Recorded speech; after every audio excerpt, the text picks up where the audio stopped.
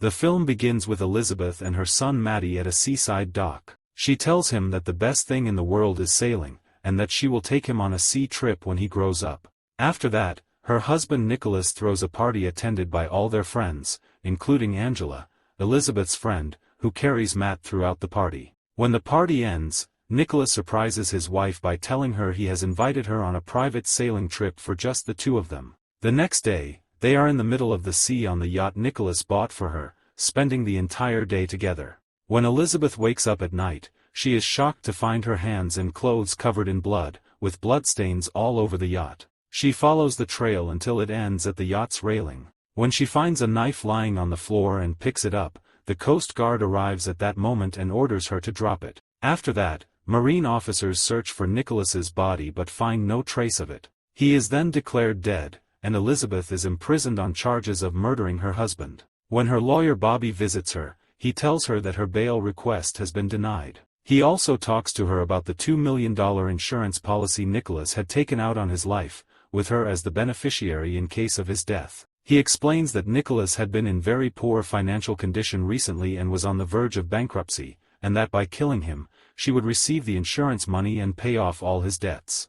This would be considered a strong motive in front of the jury. However, she insists that she loved her husband and would never kill him for money. Later, during the court session, an audio recording of Nicholas is presented in which he calls the Coast Guard for help, saying he has been stabbed. This recording, along with the murder weapon bearing her fingerprints and the insurance policy, is considered sufficient evidence to prove the murder charge against Elizabeth, and she is sentenced to 9 years in prison. When Angela visits her after the verdict, Elizabeth asks her to adopt Matt, telling her that he has become the sole beneficiary of the insurance policy and that she will be his guardian, ensuring his future. Angela agrees and promises to fulfill her wish. After that, Angela visits her with Matt only once, then stops visiting completely. Elizabeth begins trying to call her, but the number is always out of service. Later, her fellow inmates tell her that she can track Angela down, so she follows their advice and traces her through her son's school. She discovers that Angela has moved to San Francisco and manages to obtain her phone number and address.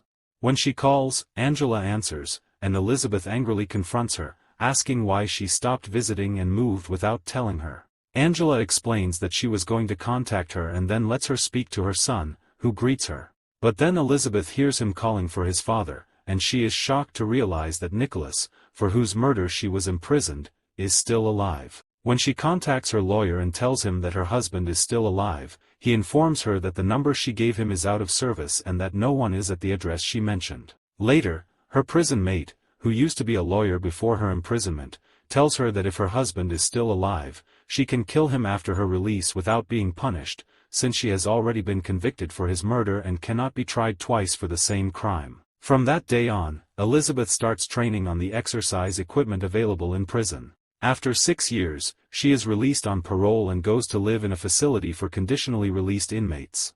There, she enters the office of the house manager, Neil Mann, who tells her that the state has granted her 3 years of parole on the condition that she does not commit any crime. He explains that she is not allowed to carry any weapon, gives her a social security card, tells her she will have a steady job, and informs her that she is not allowed to stay out past 8:30 p.m. He then warns her that if she does not follow these rules, she will be sent back to prison to complete the rest of her sentence.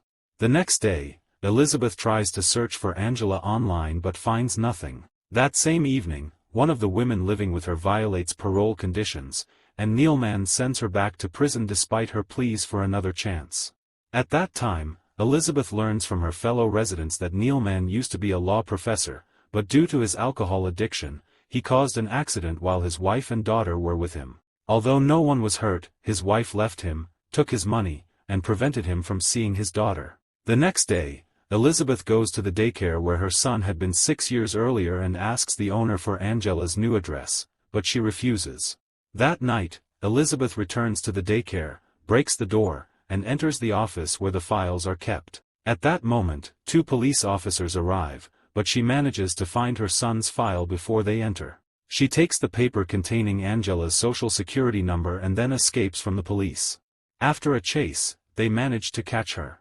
The following morning, Neil Mann arrives and picks her up from the station. On the way, he tells her that she only had 3 years left to become free, but she tells him that the most important thing for her is reaching her son, insisting again that she did not kill her husband, which he mocks.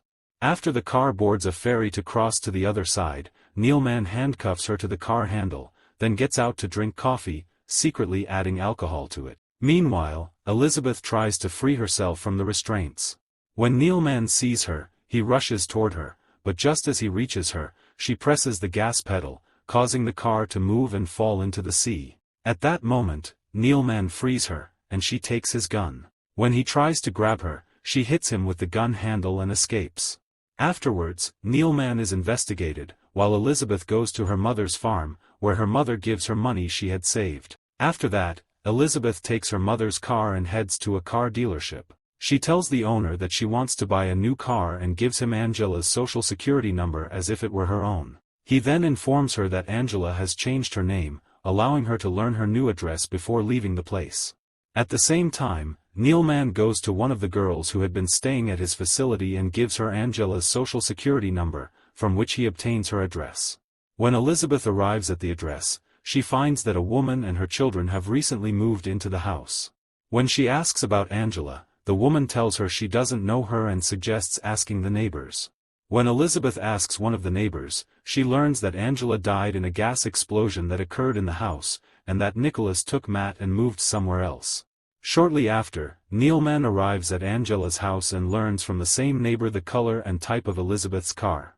After that, Elizabeth goes to a library and makes a copy of the article published about the incident. When she looks closely at Angela's photo in the article, she notices a famous painting signed by the artist who created it. She then goes to an art gallery and asks for that same painting. The gallery owner tells her that the only copy was recently sold to a major museum. She asks him to tell her who sold it to the museum so she can buy more paintings, and he checks the names on his computer. At the same time, Neilman spots her car parked near the gallery and goes inside. At that moment, the gallery owner leaves Elizabeth and steps out to meet him. Elizabeth manages to get Nicholas's address, who has changed his name to Jonathan Devereaux, and then leaves. When Neilman chases her, she manages to escape. Afterwards, Neilman asks the gallery owner about the name Elizabeth was searching for. Elizabeth then travels to Nicholas's address and discovers that he has become the owner of a large hotel. From the receptionist, she learns that there will be a party at the hotel that evening and that Nicholas will be attending, so she goes to buy an evening dress.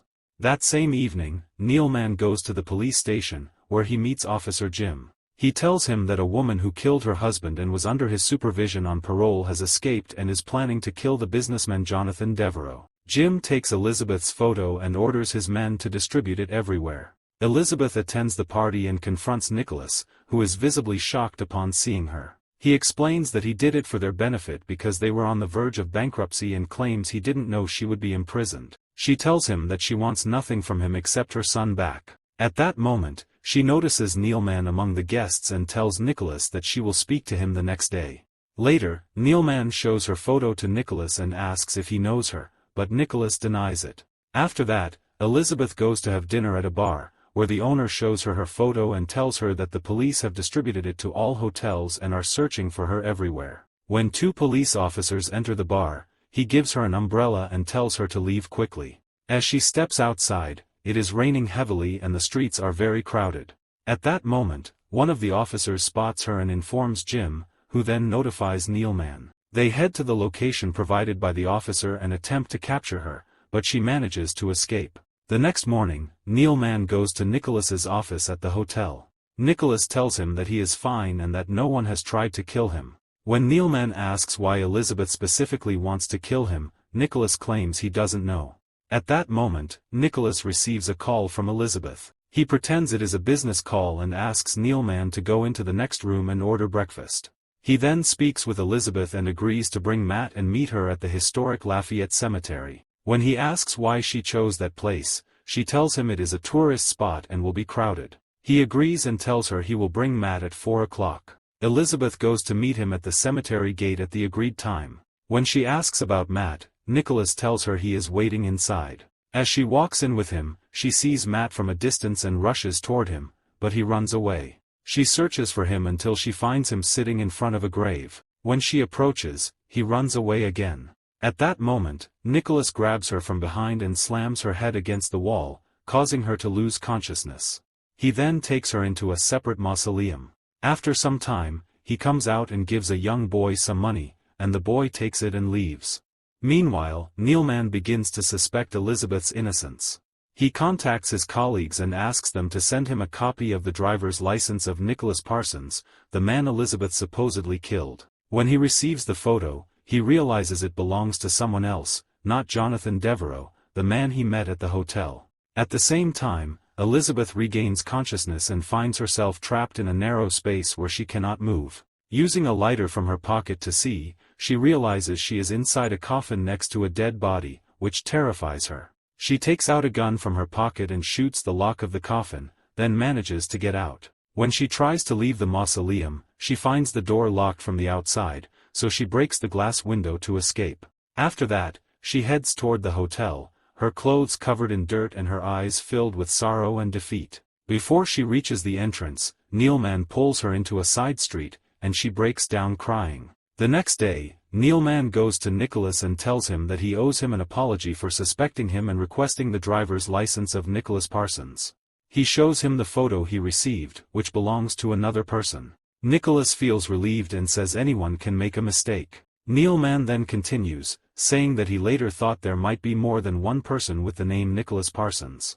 When he searched again, he found 6 people with the same name. He then shows him another license photo, this time with Nicholas's picture, and tells him it was number 3 among the photos he received. Nicholas asks what he wants in return, and Neilman demands $1 million. Nicholas replies that he doesn't have that amount right now but can give him $100,000 immediately and the rest in 2 days, and Neilman agrees. When Neilman warns that Elizabeth might show up and cause trouble, Nicholas responds that Elizabeth is no longer a concern and won't bother them again. At that moment, Elizabeth enters the office pointing a gun at him and tells him that if she kills him, she won't spend a single day in prison because she has already been tried for his murder and cannot be tried twice for the same crime. She then asks about her son, and he tells her that Matt is in a boarding school and gives her the address.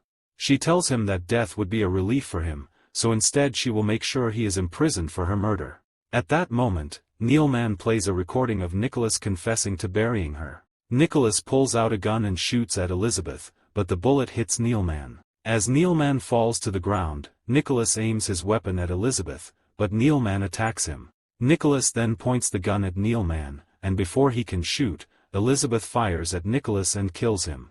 After that, police cars and ambulances arrive. Jim tells Elizabeth that she has inherited the hotel as Nicholas's wife, but she replies that she is not interested. She then goes with Neilman to her son's boarding school. When she sees him, she recognizes him immediately, and he runs toward her, telling her that his father had told him she was dead. She tells him she is still alive, and then embraces him.